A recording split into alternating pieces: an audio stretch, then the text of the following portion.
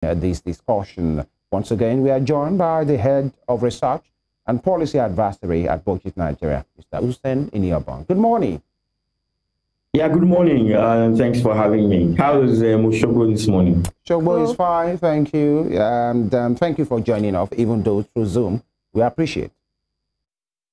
Yeah, thanks for having me. All right, so quickly, before we take the state one after the other, tell us how important it is for us as a people, as citizens right now, to hold the government accountable, the executive, the legislature, the judiciary. In this stance, the executive, we're talking about budget performance. Is it really in our place? Is it something we have to really be conscious about? And how do we go about it to show us that it's a government-citizens kind of partnership?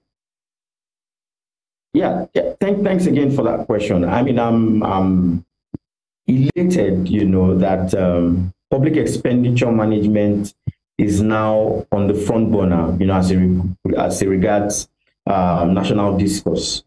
But I'd like to take it from the point of the philosophy of budgets, right? Why the government draft budgets in the first place. Yeah. I always tell people that aside the constitution that guarantees, certain fundamental rights to citizens, the next most important document that any citizen should pay attention to are the public budgets, because it's in that document that the government will communicate its plans, its policies, its political commitments into how money will be raised and spent. So we found it worrisome that after the election cycles, when people have elected people into office, they just vacate the seat of the active citizen. And they go about their business and expect that miracles will happen. Public choice theorists will tell you that politicians, bureaucrats are just like every other citizen that you would find. They will do things in their own best interest. They will do things to maximize their own interests. Sometimes those interests might align with public interests, but oftentimes they are not. They focus on things that would get them reelected into office. And so what's the main purpose of a budget? You prepare a budget and you allocate resources in such a way that it's fair, it's equitable. You allocate resources, to spur economic growth and development. But what we've realized over time is that if there is no system to track or to monitor how these resources are allocated across board, then you are leaving it to the discretion of persons who you have elected into office to make decisions that would improve your lives and livelihoods. Yeah. And when that is not done properly, that's when you now have this sort of opera. But it shouldn't happen this way. Citizens, other accountability groups should be interested in tracking the process from, when these policies are drafted, from when, priorities are established with regards to how resources are allocated to specific ministries, departments, agencies, programs of government, to how these resources are now spent. It's sad that it's three quarters into the year or 11 months into the year that we are now looking back to now see how the resources have been allocated and spent over the course of 10 to 11 months. And mind you, the year is going to end in the next 5 to 4 weeks. But it's good that this conversation has started. But my fear is that it doesn't go cold. The thing about things on the front burner, the public discourse in Nigeria is after 2-3 weeks, you see that people return to regular programming. But, if we do not stay on these issues, if they do not inform how we elect people into public office, if they don't inform how we hold leaders accountable, these things will continue to exist. All right, thank you, Mr. Iniobong. Let's just go straight to the budget performance that we have of the different states. Let's start with Osun State. If you have seen a copy of that, I'd like to get your overview reaction to what we have on ground as the budget performance for the third quarter.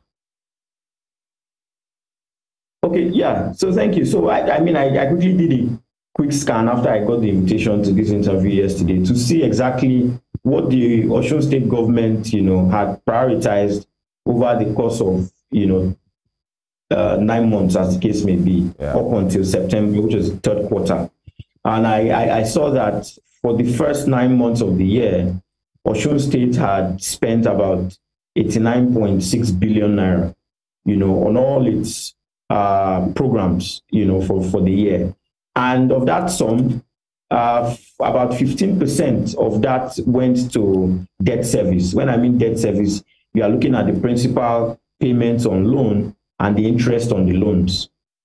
I mean, which goes back to, looking at how government, is financing budget deficits, what it's prioritizing this sort of borrowings on, and the need to prioritize it in specific areas that can stimulate economic growth to be able to pay back, those loans over a period of time.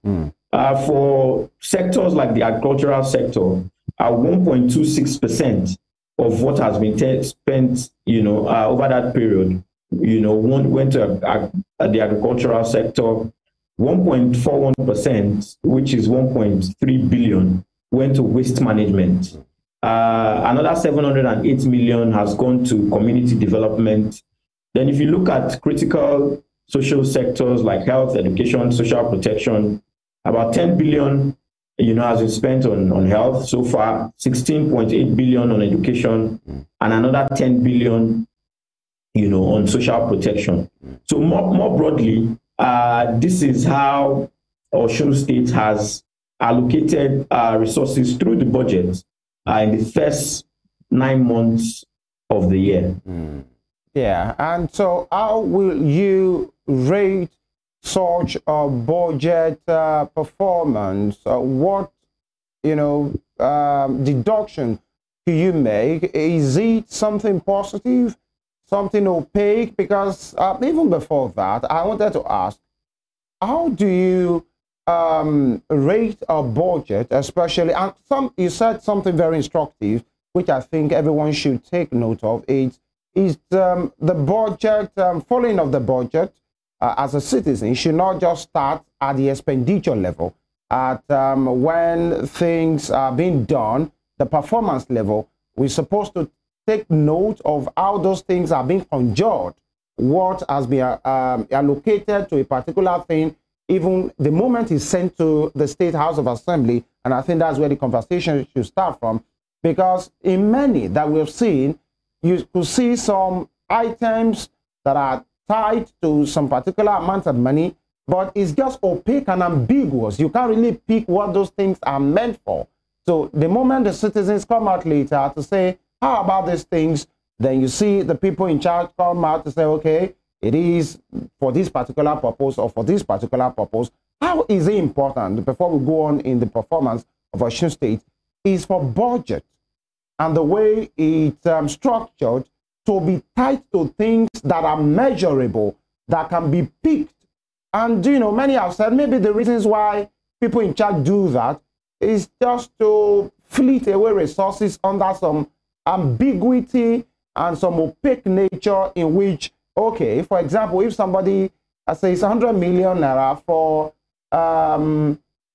poverty alleviation, and then you wonder under which guise to do what, to get what at a particular time. So tell us, how critical is it for people that make budget and to tie whatever they are tying to something specific?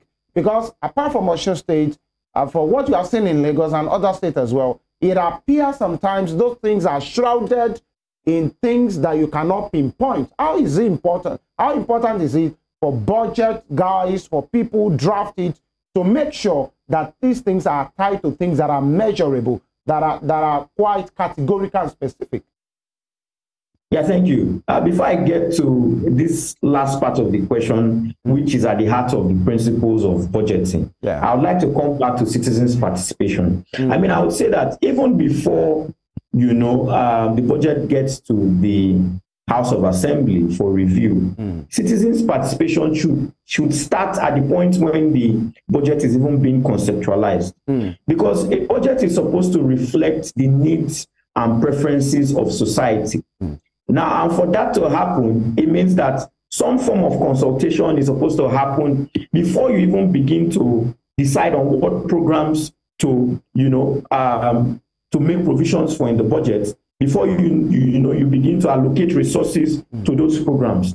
Needs assessments are supposed to be conducted in communities across board to know what exactly are the pain points of these people, especially if you situate that within the fact that the resources are not,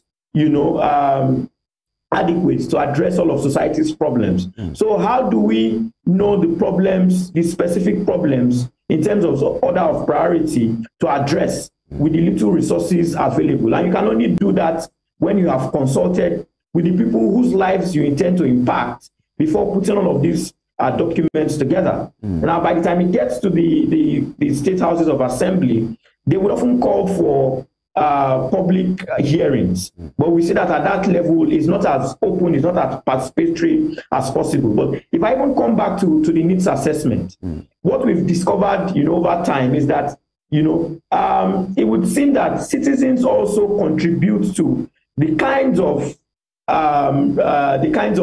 things you would see reflect in the budget. So if you go to a community, for instance, and you ask them, between these three items, what would you like to happen?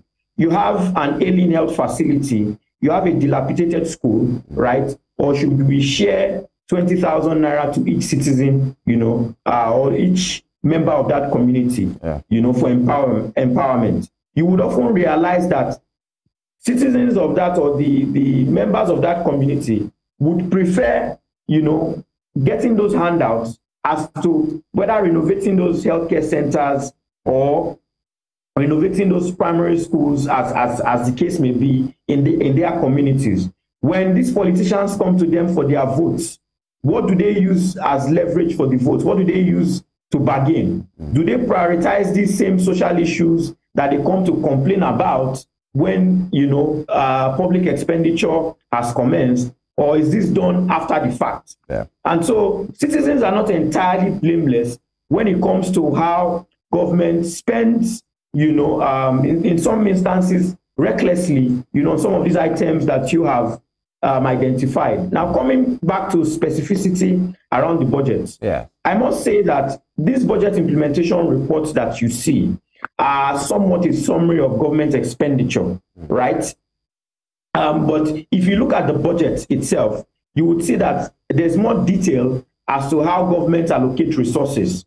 And so that's why we've been clamoring that in terms of reporting for expenditure, it would be good if government is able to report in the same way it drafts the budget or it presents the budget report, so that per line item, people are able to see what exactly it is that you have spent on what had been allocated to specific budget lines in the budget, as against these aggregated reports like you would see with the budget implementation reports. But that's not to say that this is not sort of progress from what has been happening in the past. One good thing that has come from the SIFTAS program that was implemented over the course of 2018 to 2022 is that all of the states have been able to align their budgets with a national chart of accounts that now makes you see what government is spending, looking at it more broadly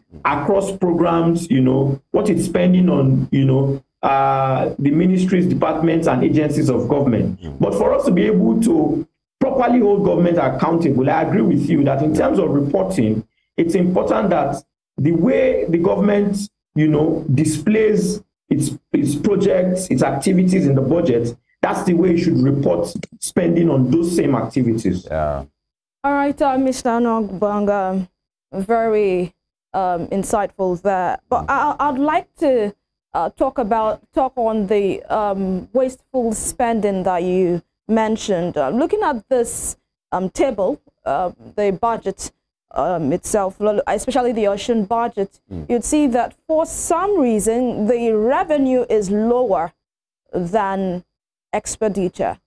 You see a particular ministry bringing in a particular amount of money, say 33 million. Let's look at the Ministry of Agriculture, for example, 33 million, and the expenditure is about 142 million.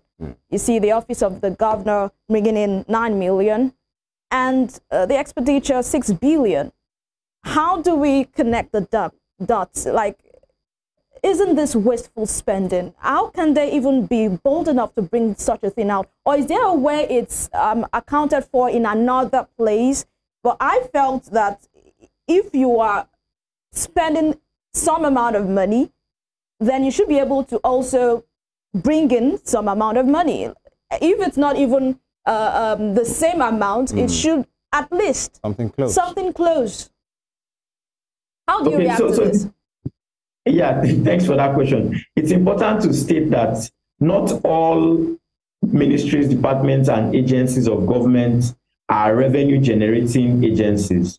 Some are established to deliver public goods and services. And I'll pick education, for instance.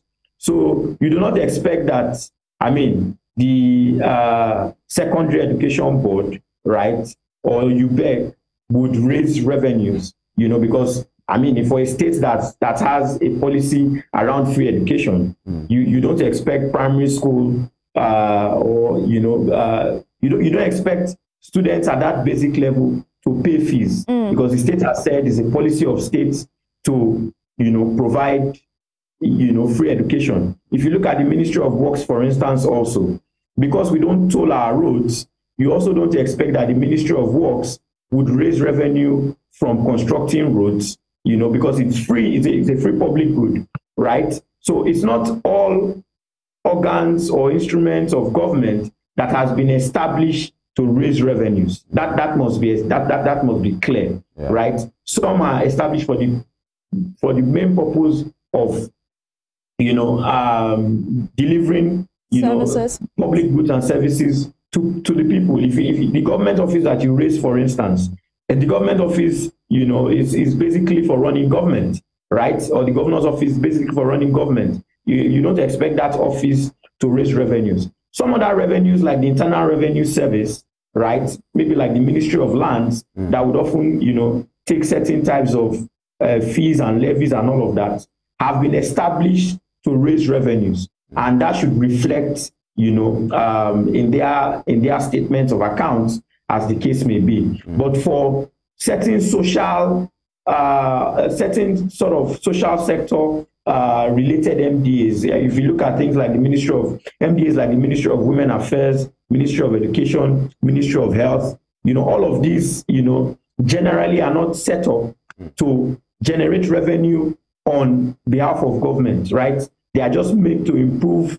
standard of education, improve standard of healthcare, deliver social protection to the vulnerable members of society. So I think it's important that is clearly established. But that's not to say that some revenue generating MDAs of government are not performing below par.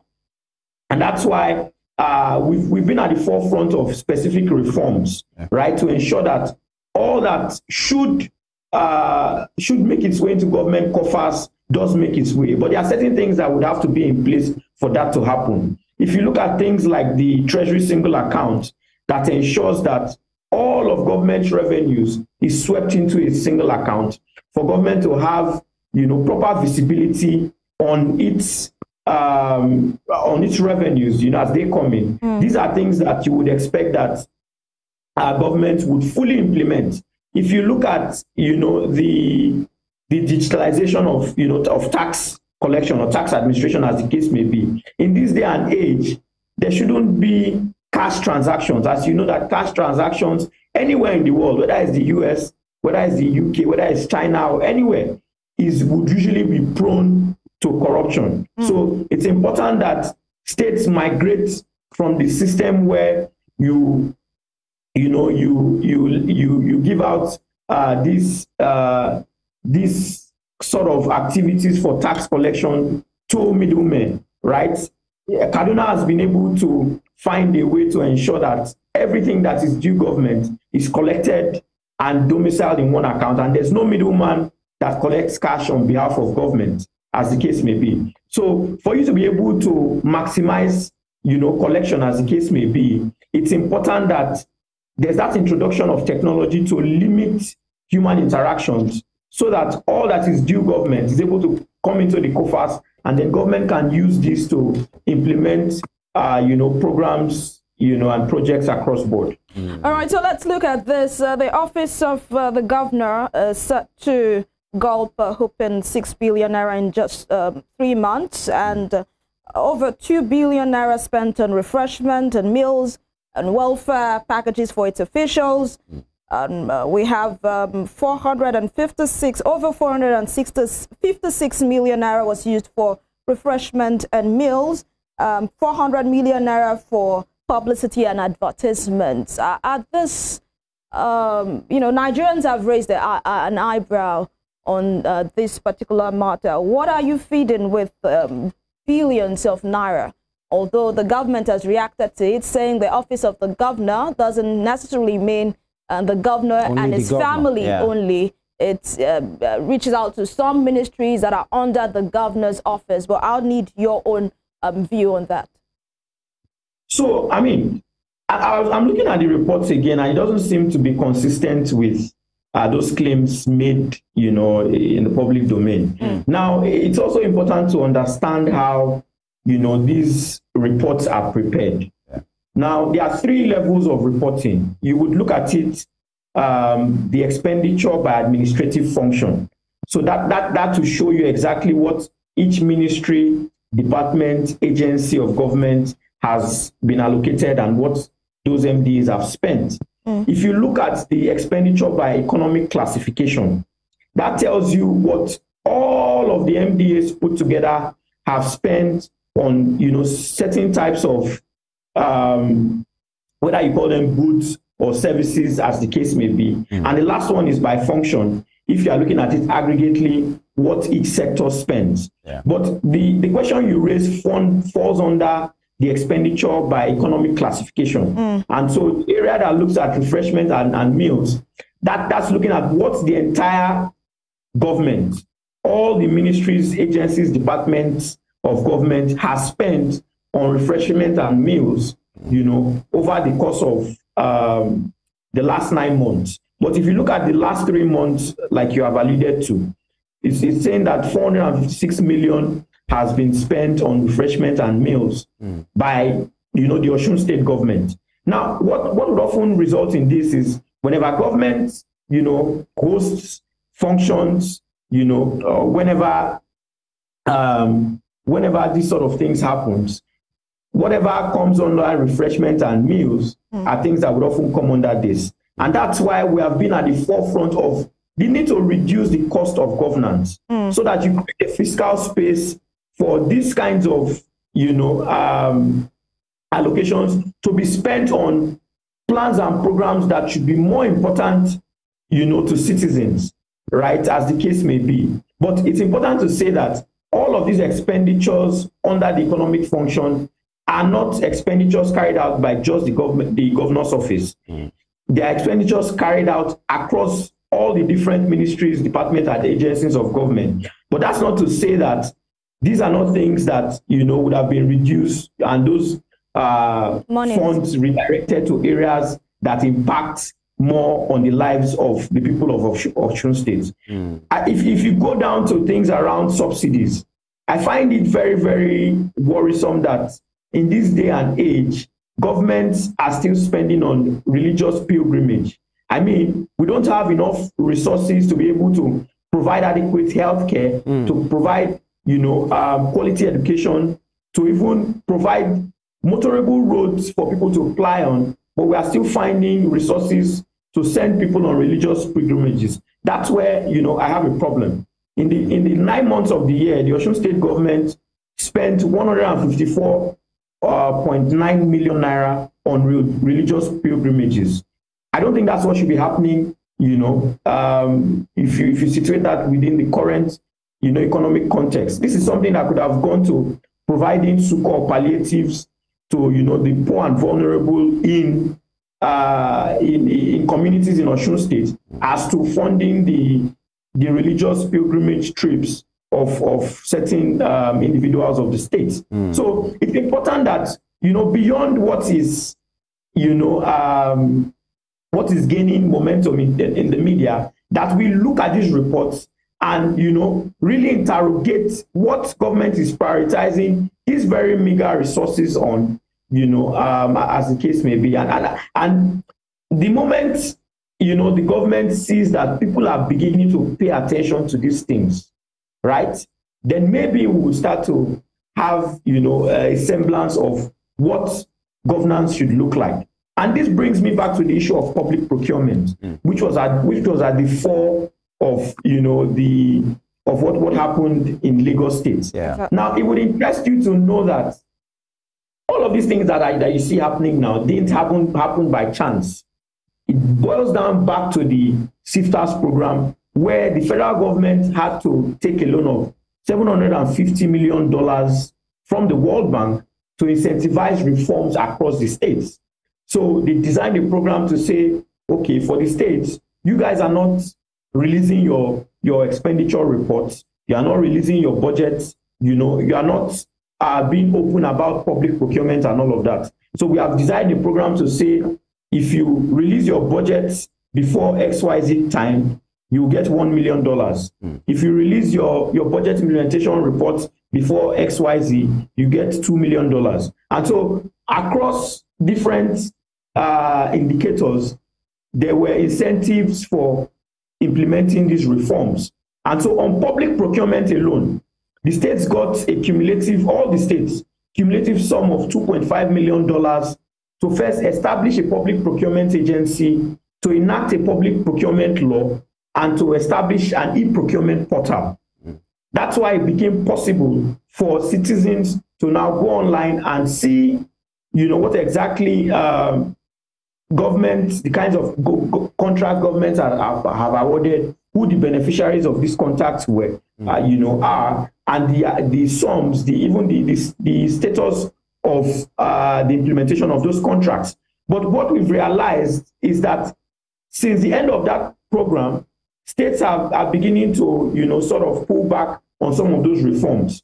We're doing a review of the public procurement portals, e-procurement portals of states across board, and we've realized that for some states, they have even disabled that e-procurement portal, you know, because of the uproar that happened with Lagos.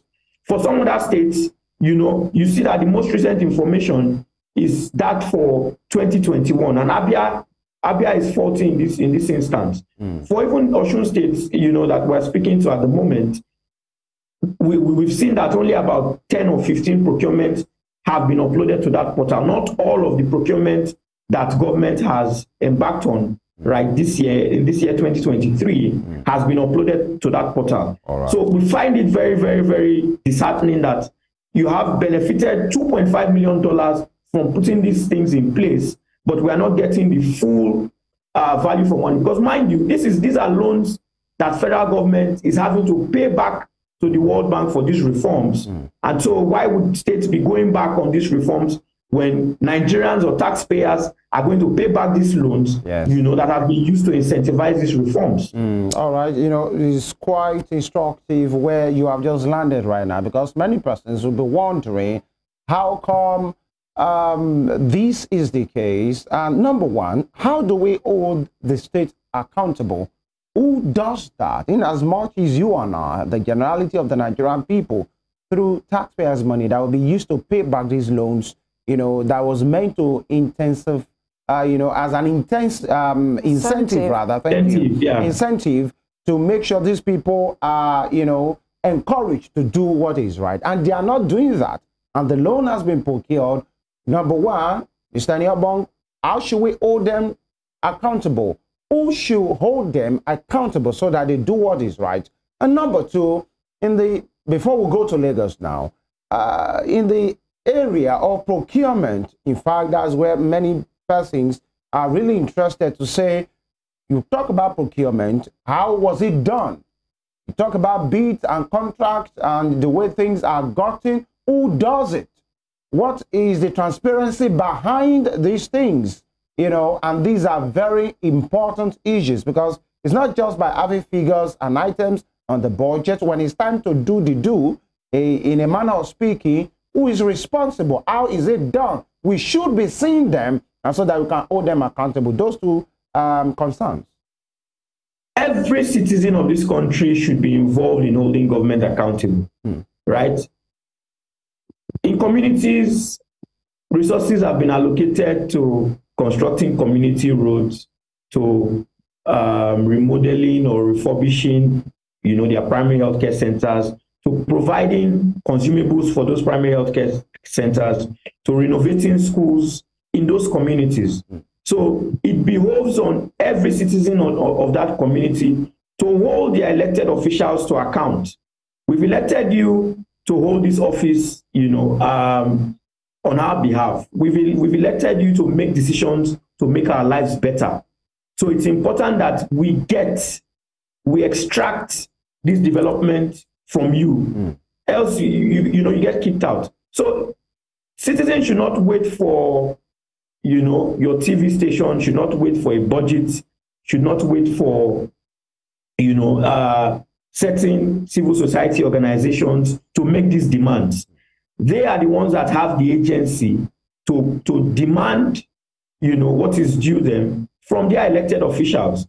When these guys are going to demand for their votes, they don't come to me, they don't come to you, they go to their constituents to say, give me, you know, your trust through the ballot, and I will do X, Y, Z for you. So why is it difficult for citizens to hold these same persons accountable? So it's important that citizens know that the role of the active citizen is one that everybody should assume. I mean, the media will try to, you know, enlighten them, you empower them with more information to make their engagements more constructive, more productive. But at the end of the day, they have the sole responsibility to extract this sort of accountability, to extract the kind of governance that they would demand from their elected officials. We would help them understand the issues. We would provide them with the data like we're doing on this program. We will provide them with the information, with the guidance on how to engage. But the role of ultimately engaging rests or lies with citizens. And until they begin to engage, until they begin to use this as leverages for votes, until they begin to, you know, hold their leaders accountable, not much change would happen. Yeah, you know, talking about procurement as well, in which is quite interesting that you have just said that due to what happened in Lagos, the discovery is being made that some state government has even disabled their procurement pages. Doesn't that sound or look like a red flag if that is what is happening? It's a serious red flag, and for us at BudgIT, we are taking stock of what is happening across the states, and in the next 1 or 2 days, we will call them out publicly, you know, and share the links to the portals so that the citizens of those states can go there and check to see if the $2.5 million that they got as incentives to set up those portals, if they are getting value for it. All right. Aside the fact that some states have disabled their portal online, some going at the back end to change some figures of some items. We saw the one for Lagos State where about 2 billion naira was allocated for the office of the deputy governor to purchase rechargeable lamps and fans. And 3 hours later, checking that same website, it has been reduced to 2 million naira. And the governor of the state, reacting to that, said it was a mistake. And humans make mistakes, if you would agree with me, Mr. Iniobong. But aside that, people are also concerned about the companies that are awarded these contracts. An investigation by a Foundation for Investigative Journalists says that some of these companies are even non-existent with the Corporate Affairs Commission. Some are inactive. And we know that for government to give out contract to any company, it must be active on the Corporate Affairs Commission. What does this say, for us as a people and also for the government in charge of this procurement? I mean, this just points to the weak audit regime that we have, right? Anywhere in the world, even in the private sector, they will tell you that they fear auditors. But in the public sector, nobody seems to be, afraid of the Auditor General of whether the state or the federation. And that's because, these governments have systematically and deliberately, weakened that office.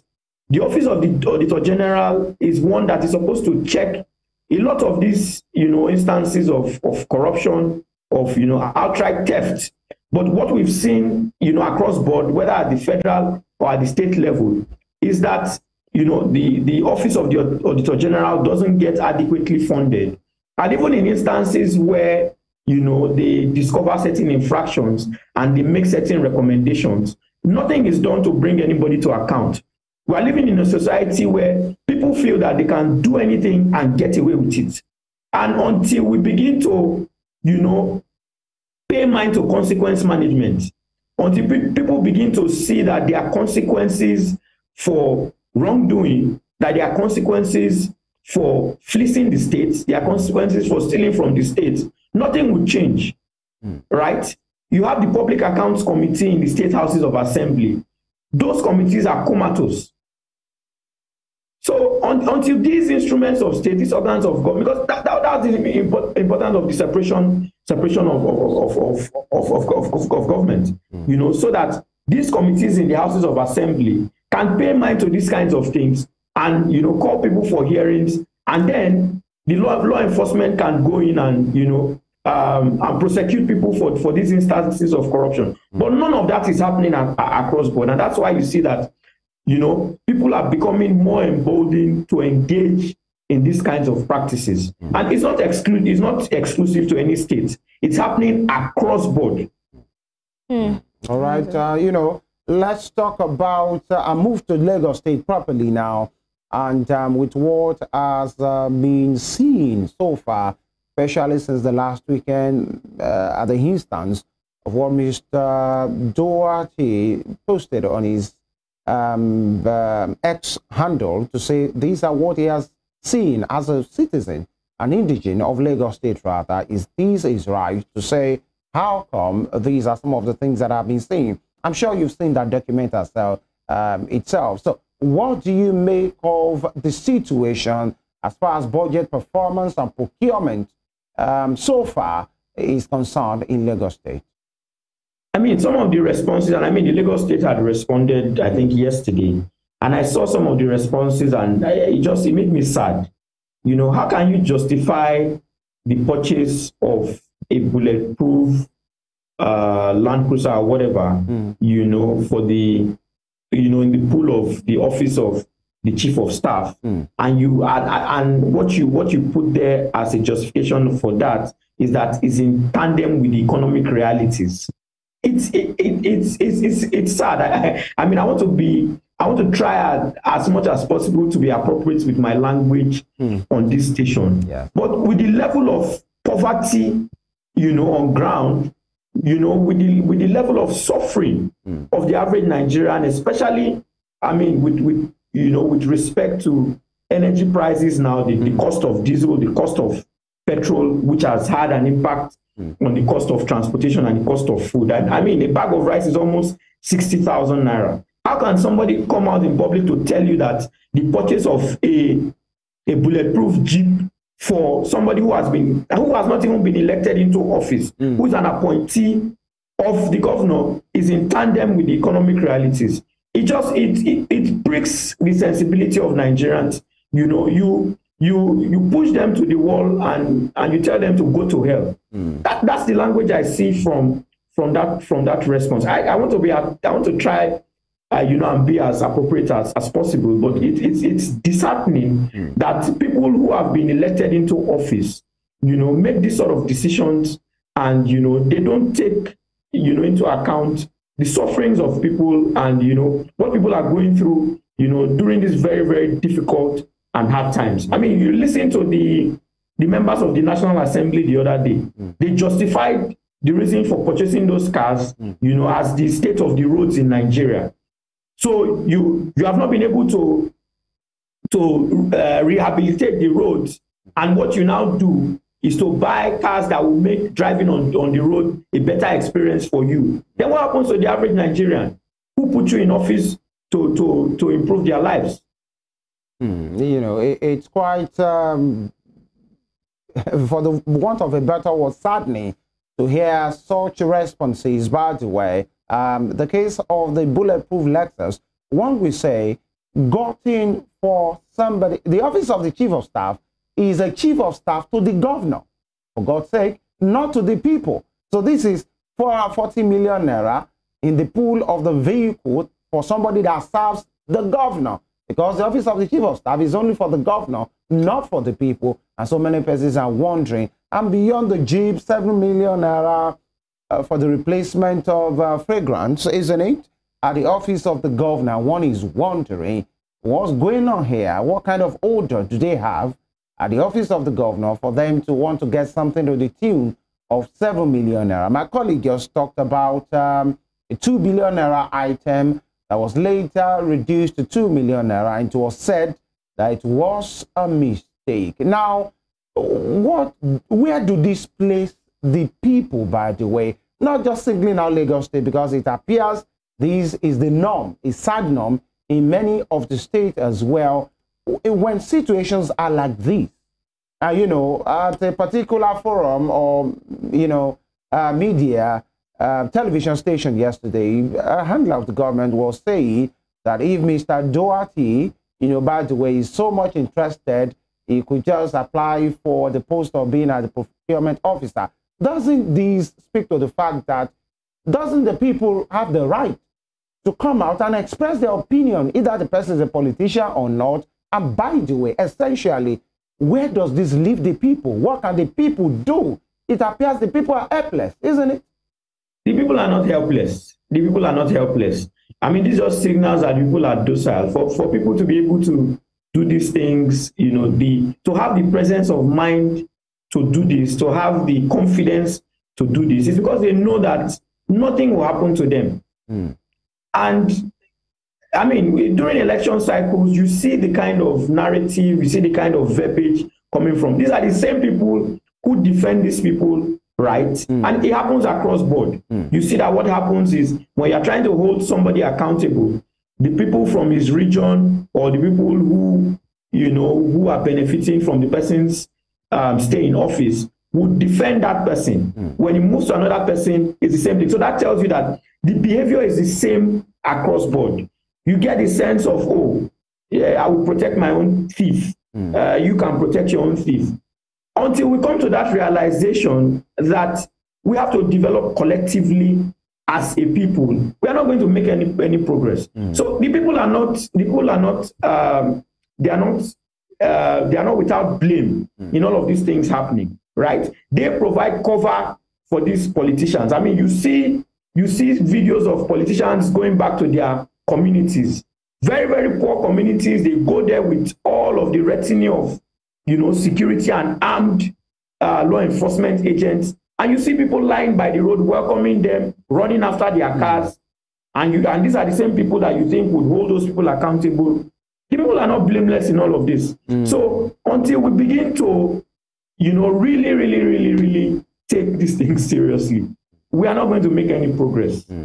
And that's why when people say that Nigerians get the leaders they deserve, I don't argue at all, because I know that when it comes to the selection process, Nigerians are culpable in the kinds of leaders that get elected, you know, into office. All right, Mr. Iniobong, you know, it's often said that Lagos is one of the few states that, you know, are doing well in the nation. It's called a mega city. We have loads in industry. It is the commercial capital of the country. And, you know, some people are of the opinion that Lagos is doing so well. But with what we have seen lately, can we say that Lagos is doing bad compared to the opportunities, compared to the resources at its disposal? I mean, there are a couple of things to commend Lagos for, right? But with the size of the public purse, with what comes into public coffers on a monthly basis, there is a lot more the state can do. I mean, even the government would agree to this. If you look at the state of the roads across board, there's a lot more that can be done with regards to that. If you look at waste management in specific areas of the state, there's a lot more that can happen. If you even look at primary health care, right, there's a lot more that can happen. And so across board, right, there's still a lot more that can happen with the resources that, the state makes on a monthly basis. But that can only happen if we, are able to identify these areas of waste. We're able to identify these areas where grand corruption occurs and redirect these funds to areas that would improve the life of the average Lagosian. When I mean Lagosian, somebody living and doing business in Lagos. Because if you look at what Lagosians, business people pay as taxes, and you take your poll, you would see that it's not commensurate with the kinds of services that people often get. If you look at people who drive the public buses on the road, the amount of taxes that they would have to pay, sometimes nuisance levies, because all of that does not get into the coffers of the states. You call it nuisance levies. Right from that. Sorry? I said you called it nuisance levy. I mean, if somebody is stopping you at every 5 NEPA pole to collect 100 naira or 50 naira, is that not a nuisance levy? Go ahead, please. It's a nuisance levy. If somebody is coming to your table stop, if you sell in the market, every 3 hours or 4 hours to come and collect a certain levy, the person constitutes a nuisance. So that's why I call it a nuisance levy. So citizens are paying much, but there's very little value that they derive from what they pay as taxes, whether to the states or nuisance levies to non-state actors. Because at the end of the day, what has left their pockets has left their pockets. Whether it makes its way into government coffers is a different ballgame entirely. All right.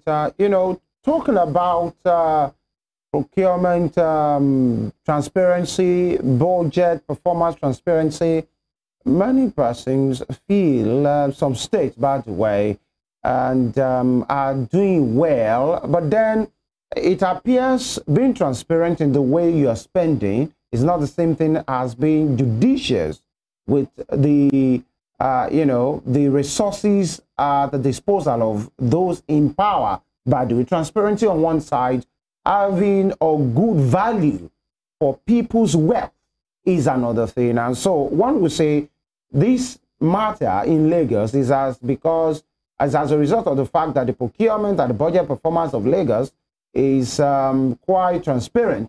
That's why these things are being seen. So they feel there should be a kudos given to Lagos, given to Lagos for that particular actions of theirs, in which you have said yourself now that many state governments are disabling that particular portal, especially as far as procurement is concerned in Lagos State, in their states rather. That on one hand, and secondly, the man at the heart of this who raised this concern that has generated this so much discussion, Mr. Doherty, I think responding to the response of the handlers of the people in power in Lagos, said that that supply, and I think I wish our producers can have these put up, the provision of supply items, rechargeable fans, rechargeable lights, and fridge in the office of the deputy governor. In fact, he released another document in which he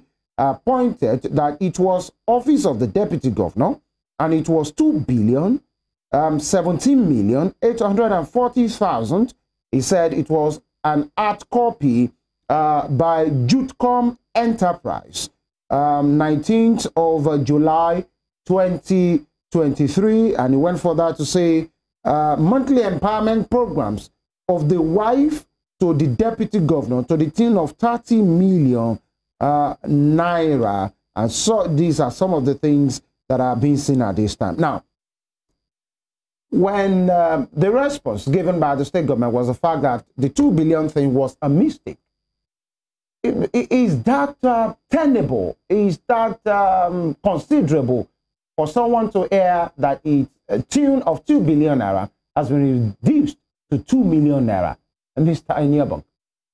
So, I mean, this is not the first time this is happening. In a state I would not like to mention, they had released the Accountant General's report in 2019, and certain infractions were discovered in the report, and an investigative journalist put out the findings where the state government had spent way and above what was appropriated on certain items in the budget by the House of Assembly. Initially, the government had come out to say the report was fake, was spurious, you know, because they hadn't gone, the Commissioner for Information had not gone to see the report before responding. Now, so they called for a press conference to come and debunk those reports, only for them to come with a brand new report in the press conference, at that press conference, to say that, oh, there was a mistake, there was a, what did they call it? A coding error that led to, you know, reporting the sums in excess of what was actually spent, and then shaved off all that was in excess.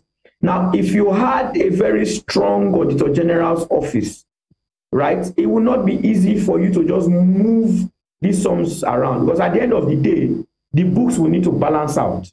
So by the time you compare what left government's account into the contractor's account, that's what will tell you exactly what was spent. So until we have that very robust audit regime, it will be very easy for governments to come out and, you know, debunk things like this, or change figures, or pull out reports and replace them with what suits their narrative. But I don't have the information now to be able to decide on whether what government is saying is true or not. It's only if we have access to the government accounts that shows what left the government account for this particular purpose into the contractor's account. That's the only way we would know whether the government is telling the truth or not. Whose duty is it to empower the Office of the Auditor General? I mean, they have been clamors for the what do you call it?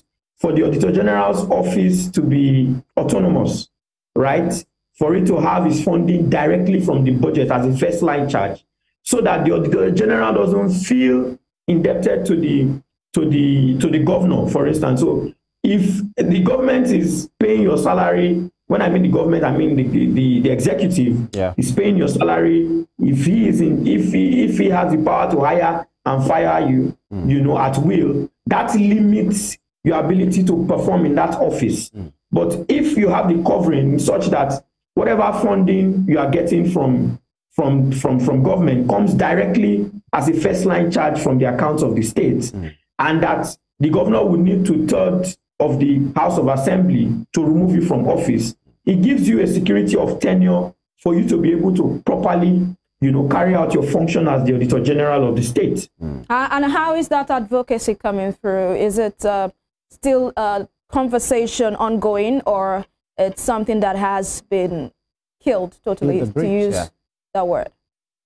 I mean, the conversation is still ongoing. Some states have, and I mean, this was still, you know, an offshoot of the SIFTAS program, because they were incentivized to also do that, to make the Office of the State Auditor General and the local government Auditor Generals, you know, autonomous. Thus, they granted them operational and financial autonomy, but that has not been implemented by the states. So the laws were passed, but we've not seen the implementation on the ground, so that these Auditor Generals can become empowered to really hold the executive accountable for the resources, for these resources that they spend on behalf of citizens of the state. You know, there are some of these instances in which we have seen I think part of it in Osun State and in Lagos and in so many states in which, as seen in the budget, one will see allocation of a particular amount of money for political purposes, for election purposes, and then you wonder, or for rallies and campaign support for this, and you are wondering, are these allowed by the law, within our laws, to have these provisions made in the budget for political purposes, using the state money for political purposes? Is it allowed? It's illegal. It's illegal. And then this has been seen over time, and you see that they try to explain it away. There is a particular one here, still speaking about Lagos, about 30 million naira monthly empowerment program of the wife of the deputy governor. So, I mean, this boils, down to still some of the constitutional issues that we have raised, not only, with Lagos State, but also it happened with the supplementary budget, also by, the federal government, where 1.5 billion was allocated to the purchase of vehicles for the First Lady. The Constitution does not recognize the office of the First Lady, right? Neither does it recognize the office of the wife of the Deputy Governor. So I don't know why both the states and the federal government would allocate resources in the budget to address issues or areas that the Constitution does not allow them to do. And so it begs to, or it brings to question what exactly it is that the parliament, in this case, the state houses of assembly or the National Assembly at the federal level, are doing to really enforce, or uphold the Constitution or certain laws that have been established in the hallowed chambers of their parliament. For this constitutional democracy to work, every organ of government must work. They must do their jobs. If one organ of government fails, or two, all of them, we are not going to get dividends of democracy that we so desire. Yeah, that's quite true, because one will say for houses of assembly and many things that are being seen there, in fact, many have touted